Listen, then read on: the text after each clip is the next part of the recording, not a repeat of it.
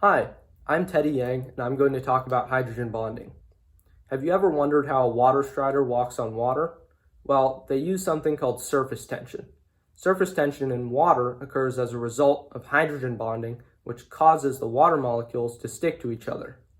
Hydrogen bonding is the second strongest intermolecular force, inter meaning between molecules. When comparing the relative strengths of intermolecular forces, ion-dipole forces are the strongest, followed by hydrogen bonding, followed by dipole-dipole forces, and then London dispersion forces.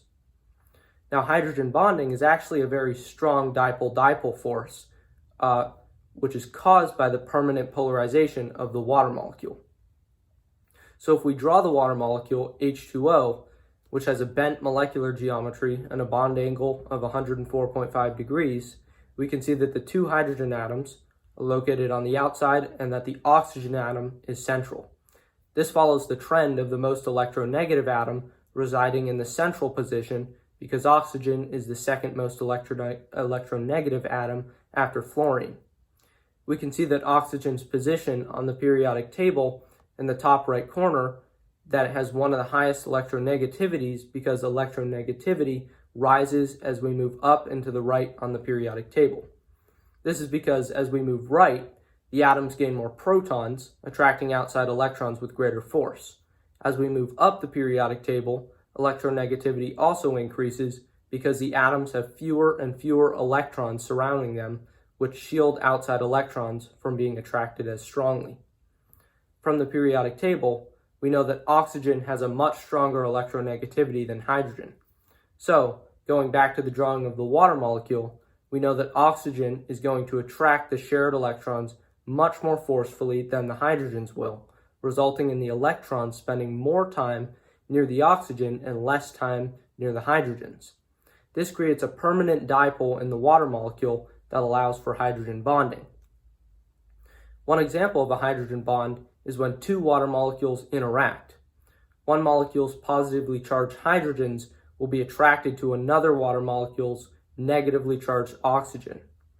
The oxygens from two water molecules will repel each other, just like two hydrogens will, causing the molecules to orient themselves with the hydrogens facing the oxygens from opposite molecules. This attraction between water molecules is called hydrogen bonding.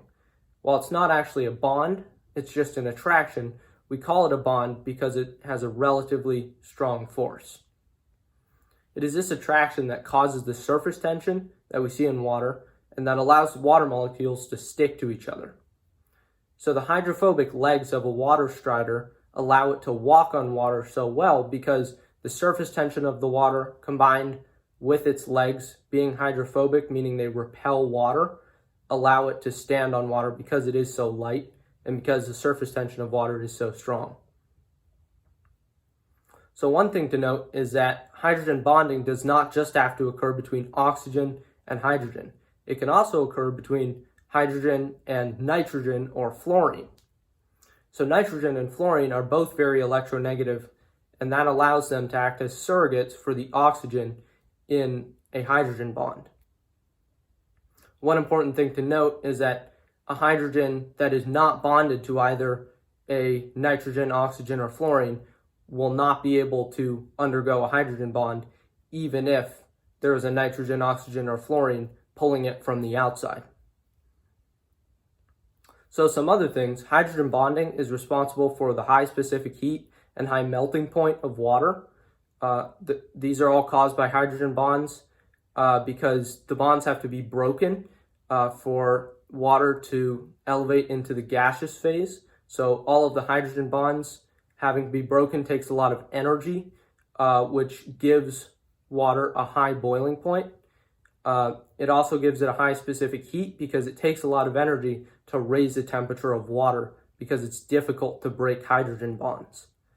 So hydrogen bonds are a super cool property of water that explain tons of the things that we see around us. I think when you look at water or you just see it anywhere, you should just think of hydrogen bonds, and it's a super cool way to look at the world. So thank you.